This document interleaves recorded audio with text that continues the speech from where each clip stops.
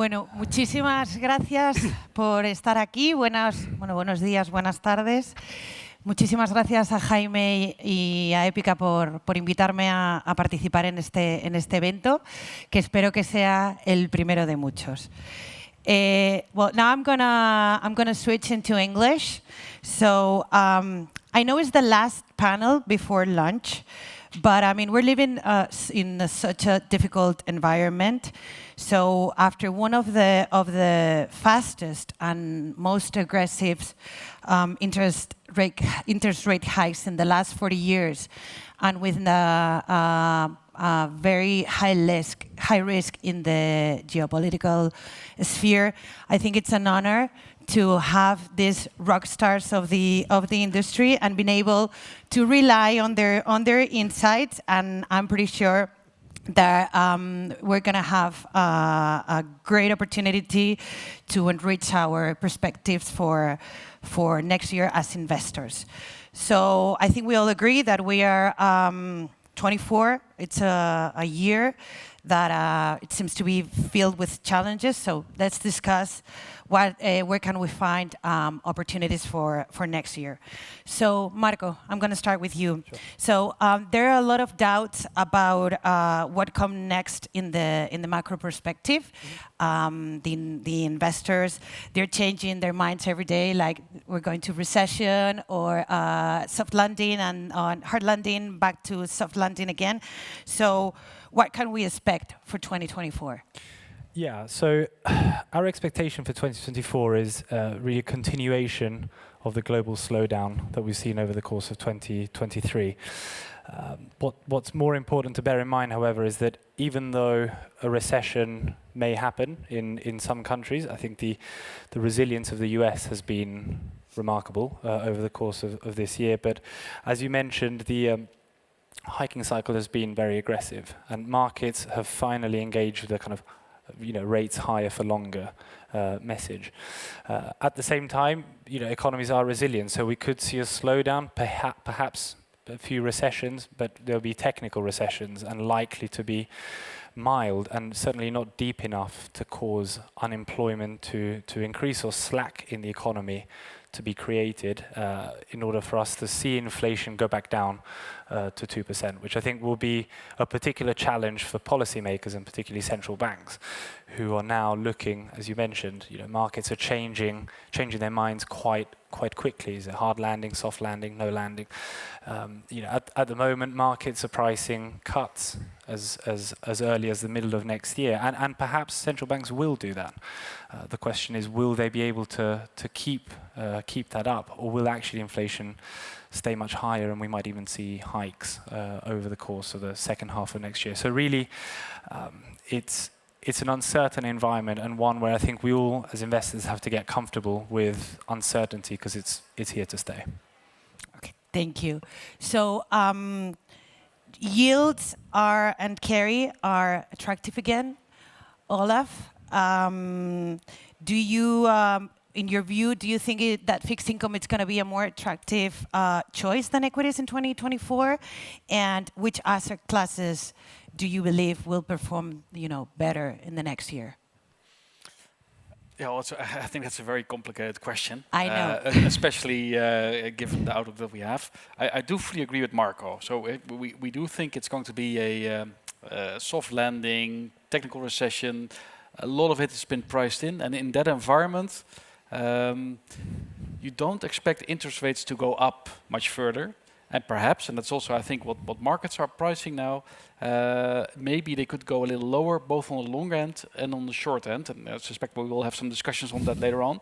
But that is a very positive backdrop. And currently, we are looking at this time of the year, of course, always looking ahead, the next 4 or 5 years, so you can more or less ignore the macro noise, just focus on valuations. And what comes out of that process is actually that you can find that markets are actually quite, they move smoothly, they move correctly, and they price in what happens over the next 4 years for the coming year. And in that environment, I think equities actually do look relatively attractive. So we would expect, for instance, for European equities, we think they are priced for a bit of a recession, for a soft landing. have a positive dividend yield, have that support of interest rates going a little lower. The economy is weakening clearly, and we will see the labor market weaken further. We will see unemployment go up. We will see, and we already see that, a number of defaults picking up quickly. So markets will be a little bit jumpy the first few months. But 12 months from now, I think markets will digest that. And equity should do in Europe, in euro terms, that's also important, about 7.5%. So that's the equity side. And I think 7.5% in a world that structurally has bad demographics, so that their trend growth is going to be lower going forward for the next decades, 7.5% is okay. Then looking at fixed income, if indeed interest rates start to come down and inflation is not a problem anymore, I think, for instance, European high yield also looks very attractive, and your return there could potentially be even higher than on the equity markets. However, the big risk is that there will be another inflation spike up. But for instance, European investment grade, that looks pretty solid, we think. So there you also have equity-like returns, but for a lower risk. So from that perspective, I think Euro investment grade looks very well. Euro ABS looks very well. But also Euro high yields could be an attractive asset class going forward. So it's a story with two sides, but for now the safest choice is in the investment grade Euro exposure. Thank you. Julian, maybe we can be more focused with the US now. What is your view for the US economy, and what are your views specific for the US about a recession? Do you think it's likely? And if you can tell us also what is your opinion about interest rate hikes? Have they come to an end? Thanks, Lena. and thanks everybody for being here today. It may surprise people in the audience to know that at T. Rowe we don't actually have like a big macro function. We want our portfolio managers to take decisions on what they see in front of them. So they often have to incorporate macro, but there's no sort of big overarching view as an organization. So take that as my caveat, and anything on timings of interest rate cuts I'll be wrong on, so let's just get that out there for a start. The first thing is really inflation in the US. So right now there are signs that core inflation drivers are kind of rolling over. And that's, I guess, why the market is getting a little bit more excited about the potential, the possibility of interest rate cuts. Energy prices are going higher. So maybe core inflation drivers are down, but maybe energy prices going up, in our opinion, right? We may be wrong, but that's our thought. And so inflation picture is still pretty mixed. We certainly think we're closer to peak of rates, and so we don't really anticipate huge hikes from here. 0 to 500 basis points that's a decent enough hike to slow things down, and that's what we've seen happen. So inflation is the first concern that we have, and we don't have a great answer to know exactly. Secondly, the consumer. We've been really surprised to how resilient the consumer has been this year. So the consumer still has a job, still has wages, so that's kind of held and sustained them. Stimulus packages have actually, which we thought would have been spent by now, are actually still around. And we're trying to look at every bit of data we can find on credit card delinquencies, any kind of indication that you're going to see like a tipping point in the consumer. And right now the consumer's holding in astonishingly well. So our kind of view of all of that is, look, we expect to see a recession, but I'd tell you it's not something we hold with super high conviction. If you speak to our bond department, they're paid to be complete sort of, we talked about sort of, yes, soft landing, hard landing, no landing. Our bond guys are in the Armageddon landing scenario. As growth investors in the US, we're not there, right? But we think modest recession is likely, but again, we reserve the right to change our minds because it's just not a high conviction call for us in the way we construct the portfolio. Thank you. So let's move to the other part of the world. Let's talk about China. James, so it seems that China is going to face some challenges next year. So what risk do you see in the country, and do you think it will have a ripple effect across the region? Yeah, so China, I guess, has been the ultimate contrarian play this year in dividing opinion as to whether it's even investable anymore. And that goes to a lot of challenges, some self-inflicted wounds. the challenges in the property sector, and perhaps slightly different to Julian's point about the consumer in the US. The consumer in China, of course, has 2/3 of their wealth in the property market. We've seen downtrending property prices. That's a much higher exposure to property than I think in the US it's about 1/3. So certainly that has had a negative impact in terms of consumption and investor expectations from the beginning of the year that we were going to see pent-up demand coming back as zero COVID has been lifted. There are a lot of risks in China. We've been talking about risks of investing in the market for several years now. Where we stand today, we feel like a lot of those risks have abated to a greater degree. And as the news has got worse this year and sentiment has got more negative, the government has really been going through the policy gears in terms of fiscal stimulus, monetary stimulus. We've just had a 1 trillion renminbi sovereign bond, which will go into infrastructure investment. That's about $140 billion of stimulus that was something of a surprise announcement from the regulator last week to support the private developers. That's getting the banks to support their loans. So the government is going through the gears, and that's resulting in, I think, more confidence returning for consumption, although pockets of consumption in China have been strong this year, particularly services-led consumption is actually up about 19%. Stepping away from that, though, all of these risks have more than been priced in our view, and we are contrarian investors.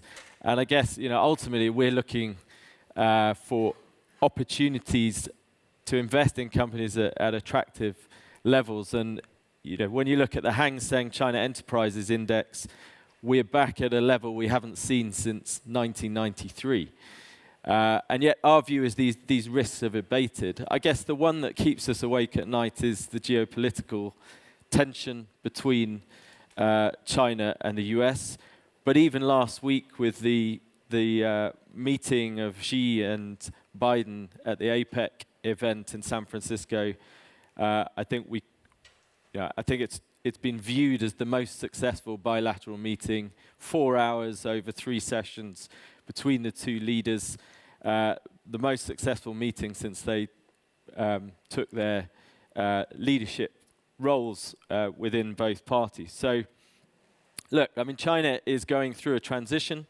They haven't solved the property problems, but we do have an economy that's still delivering decent growth, 5.3% growth forecast to be about 4.9% and for next year, and sort of 4.5% into 2025. So China is transitioning away from property and fixed asset, the old growth model, to one that's going to be driven by high-end manufacturing, consumption, and services. But the slowdown, the ripple effect to the region, I think first in terms of what China imports, and most obviously the property sector has impacted particularly the economies and companies that are providing the commodities for that real estate development. On the other side is the export story, and China is getting very competitive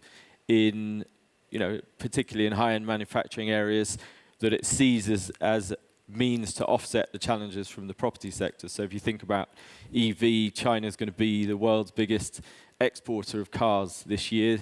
It's doing manufacturing higher quality cars at lower cost than anyone else. That, I guess, may help with central banks, as the Chinese will contribute to disinflation as they export cheaper goods. But that does create greater competition. And in the region, for the likes of Korea, although Japan's not in our universe, but those car manufacturers, for example, are going to face greater competition given the Chinese goods. And then I guess the third aspect is financial flows. And certainly this year, we've seen super bearish sentiment for China, money coming off the table, And obviously the risk-free rate in the US, strength of the dollar has posed a great problem for equities and driven the bearish sentiment that we've seen. But as you're seeing in the last few weeks, with anticipation that maybe we are past the peak, and I think forecast now for the Fed to cut rates in March, but who knows, as Julian said. But we are seeing dollar weakening, and that could be a tailwind for Asia equities into next year. So, Olaf, you mentioned already a couple of ideas for fixed income like ABS.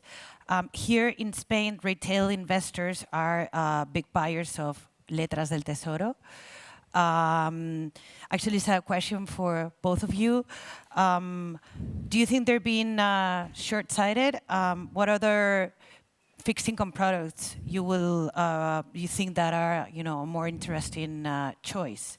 And maybe if you can tell us more, if you go deeper, what strategies exactly do you recommend, and if you prefer, you mentioned a little bit, but if you can, tell us what do you prefer, US or EU?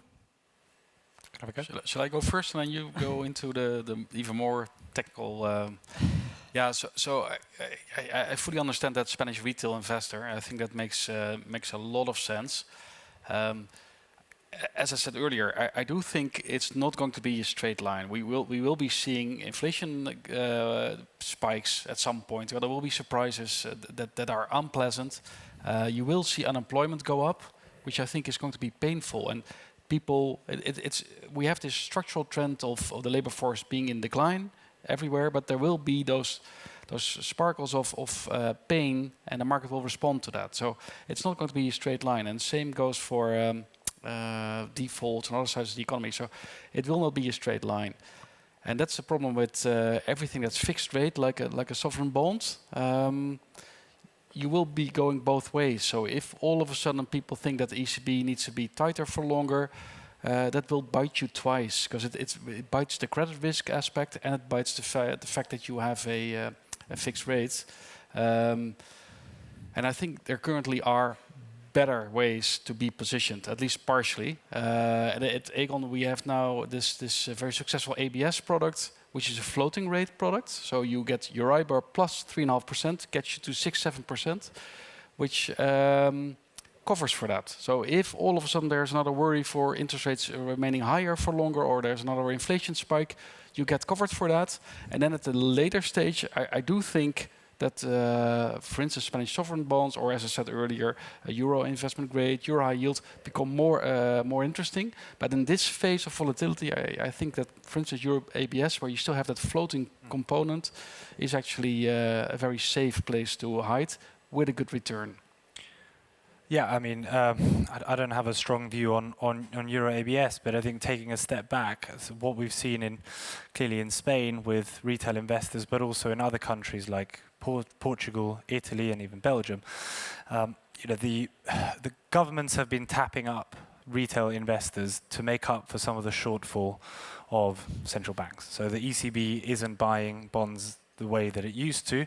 It hasn't yet reached the point where it starts actively selling down its balance sheet, but at a time where you've had increased issuance and increased spending by governments, suddenly when you don't have your buyer of last resort, you have to kind of make up for that somehow. And I think governments have been smart to kind of tap up retail investors with attractive kind of short-term deposits, which in Europe have acted similarly to kind of what we've seen, if you like, in the US with money market funds. So it's a kind of cash proxy, and you can finally earn 4.5% with essentially no risk.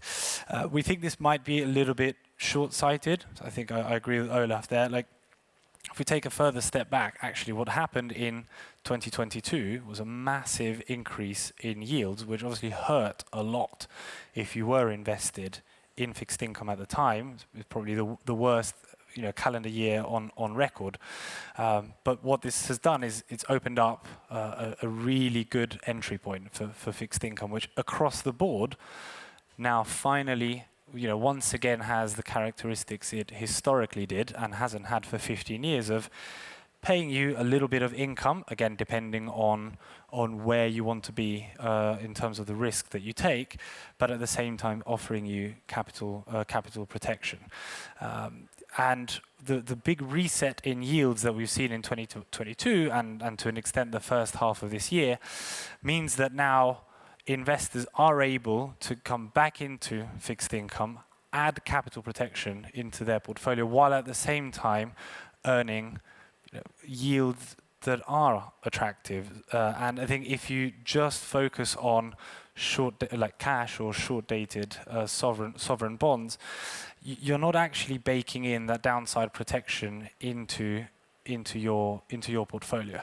So actually going back to your broader question around where do we see opportunities, I think for a European investor in particular, going global no longer costs you as much as it used to. So the hedging costs of investing in global fixed income, where you have a more comprehensive opportunity set, if you will, you have more diversification. Kind of, if you think your journey from A to B is going to be the same, but you have less volatility, why not go for that? So I'd say that global fixed income is a very attractive opportunity set, and it doesn't necessarily have to be an index only strategy, because if you don't want to take 6.5 years of duration because you're uncertain about potential further hikes, then at Wellington we have a number of unconstrained fixed income strategies depending on where you want to be on the risk spectrum. I think the question where to go in fixed income, well, very much depends on how much risk do you want to take and where do you want to go. So something like a core fixed income, I think, is a very attractive alternative to cash because it pays essentially the same and you get that downside protection, which no longer costs you as much to have in there. But again, to echo Olaf, Euro high yield gives you equity or even more than equity-like returns. Is this the time to really go all in Euro high yield?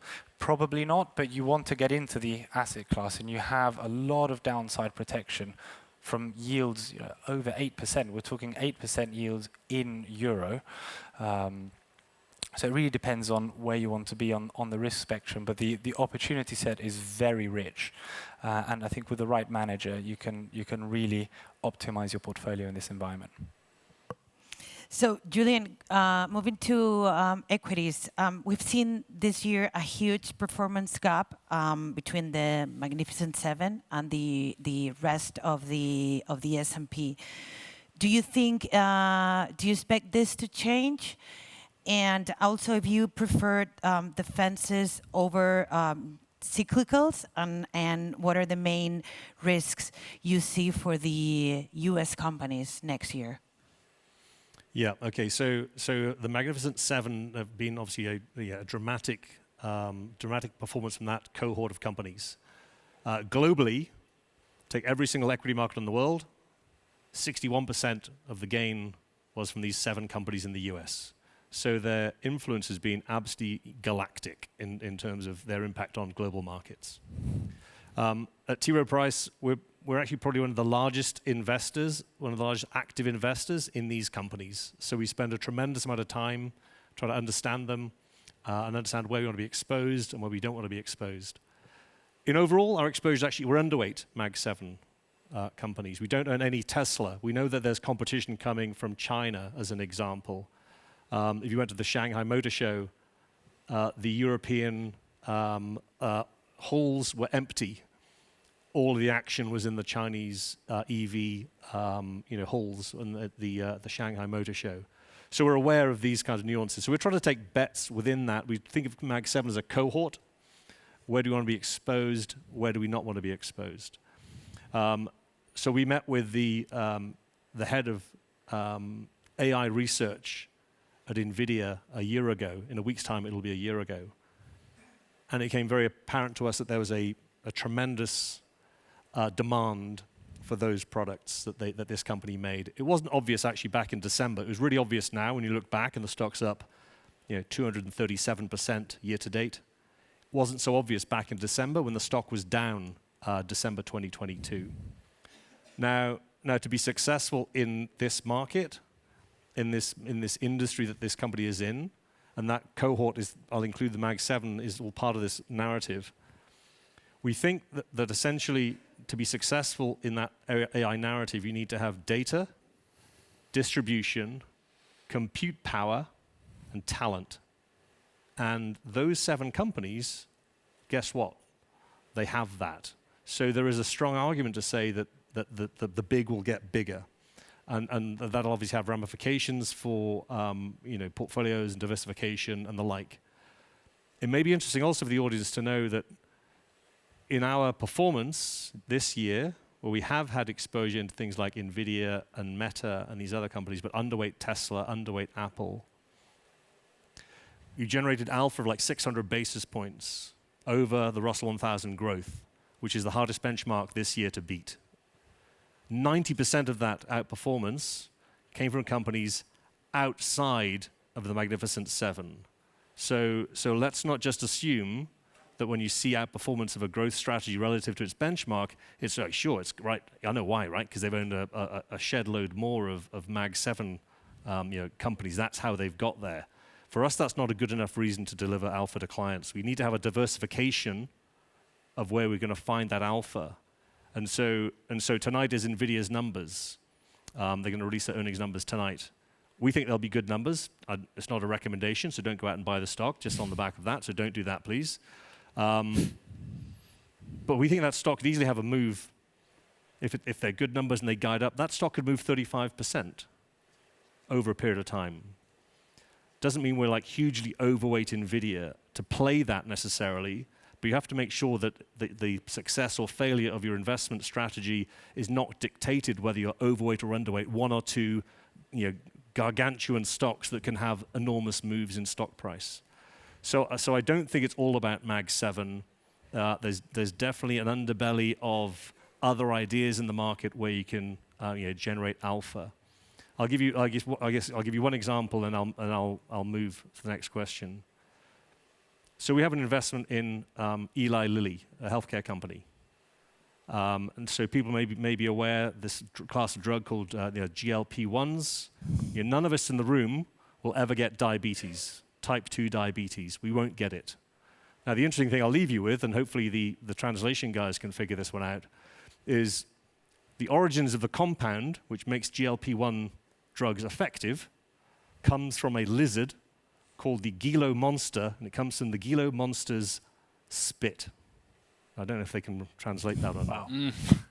So that's the origins of this drug going back. That's where they found it. And it's obviously been refined. They don't harvest lizards or anything like that to get this drug now, right? But that's the origins of this particular thing which suppresses appetite, which enables you to lose weight if you're obese, or it helps you combat men of a particular age who may, due to lifestyle choices, may be pre-diabetic. I'm not, thankfully, but maybe at some point that's going to happen. That's the kind of innovation and disruption that exists in the US equity market above and beyond things like Mag 7 and getting super excited about all of just like 7 stocks. There's other stuff going on.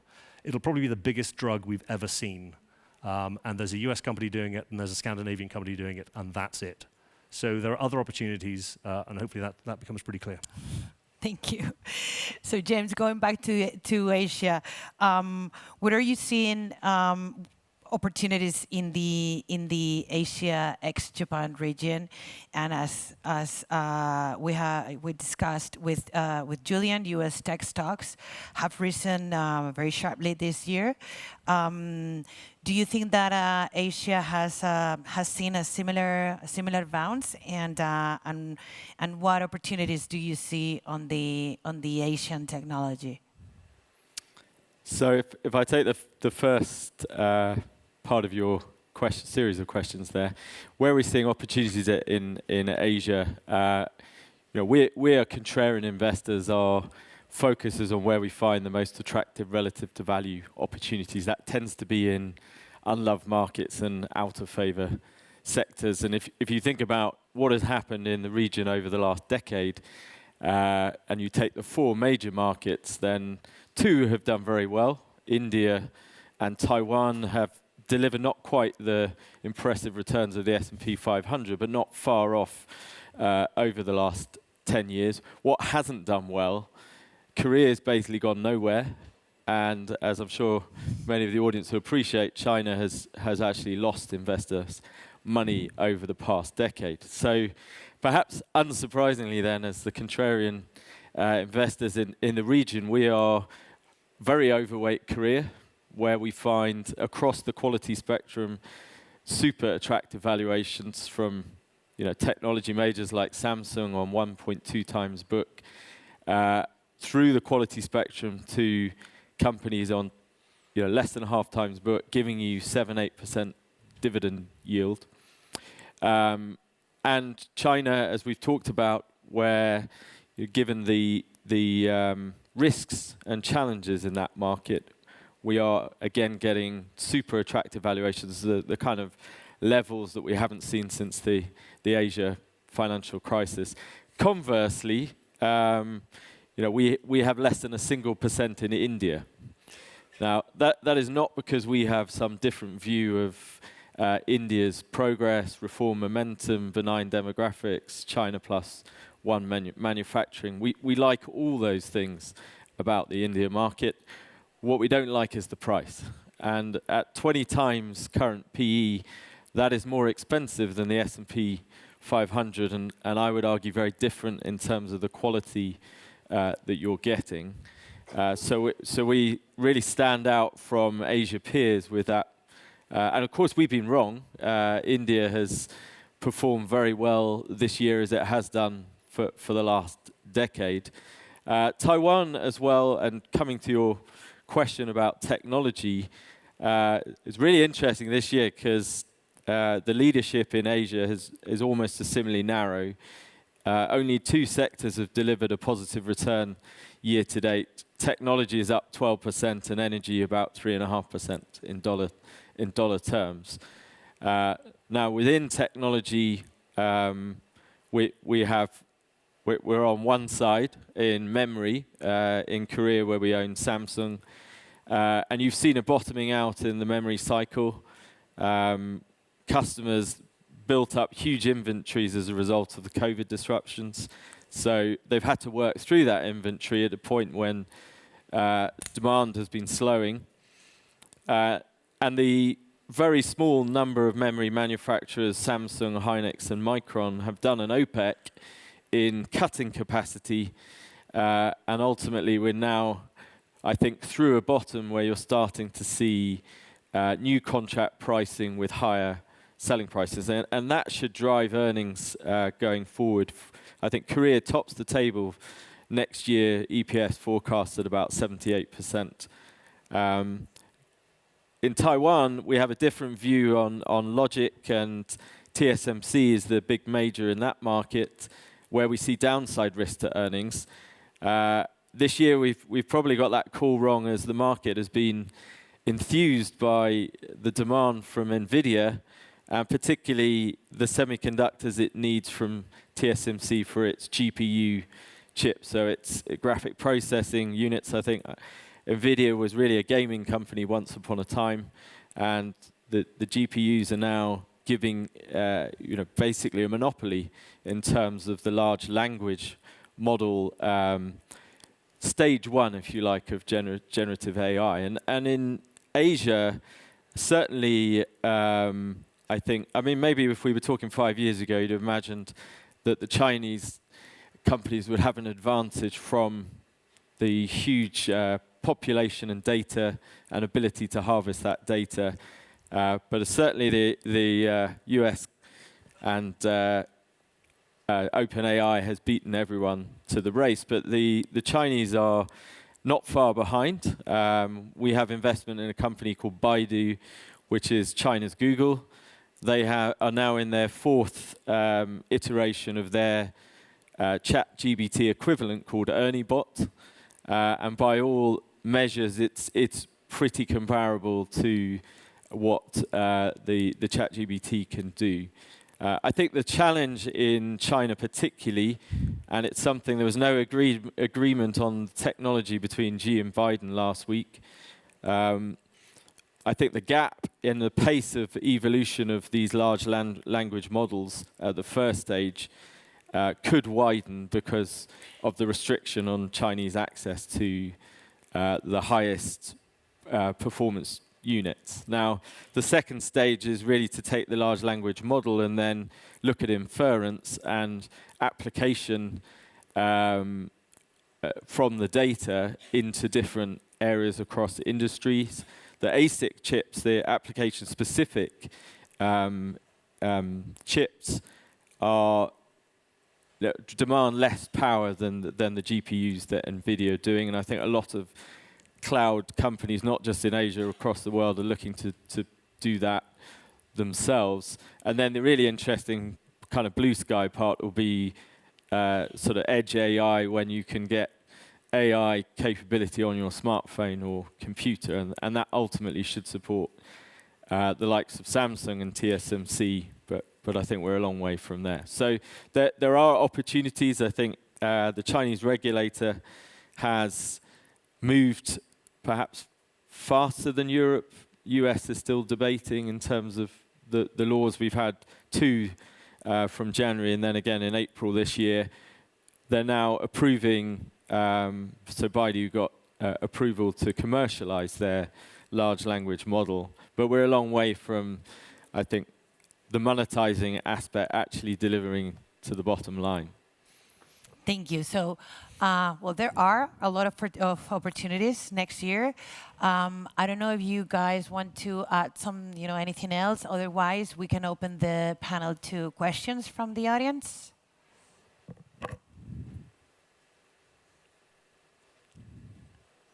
Maybe I'll just add one thing, just to add on to James's point. So when we look at generative AI, we meet with Sam Altman before he became like front page news with his OpenAI getting ousted, and is he in, is he out, or whatever. So if you speak to Sam Altman, and he'll sort of say, look, in 10 years' time, is it going to be like ChatGPT 10, 11, 12? What is it going to be called? Whatever it's going to be called. The power necessary to train ChatGPT 12 in whatever 10 years' time, he estimates, it's not our number, it's his number, is half the generative capacity of the US economy today. It's an astonishingly high number. And that's just to train the ChatGPT 11, 12, whatever it's going to be in 10 years' time. So there's a big power consumption question. So Sam Altman's personal investment in AI, in OpenAI, is kind of practically zero. His personal investment is in nuclear fusion. So he's taking a bet that nuclear fusion is the only way it's possible to generate. It won't be wind farms, it won't be solar, it'll have to be nuclear fusion is the only thing that turns up to solve that problem for power generation. Now that's a whole another curate's egg of stuff to talk about, right, obviously. But that's his perspective. It's not a T. Rowe Prize view, but it's a person who is kind of a thought leader in this space talking about power, and that's where his money is. Okay, well, thank you very much, gentlemen. Muchísimas gracias a todos por estar aquí. Gracias.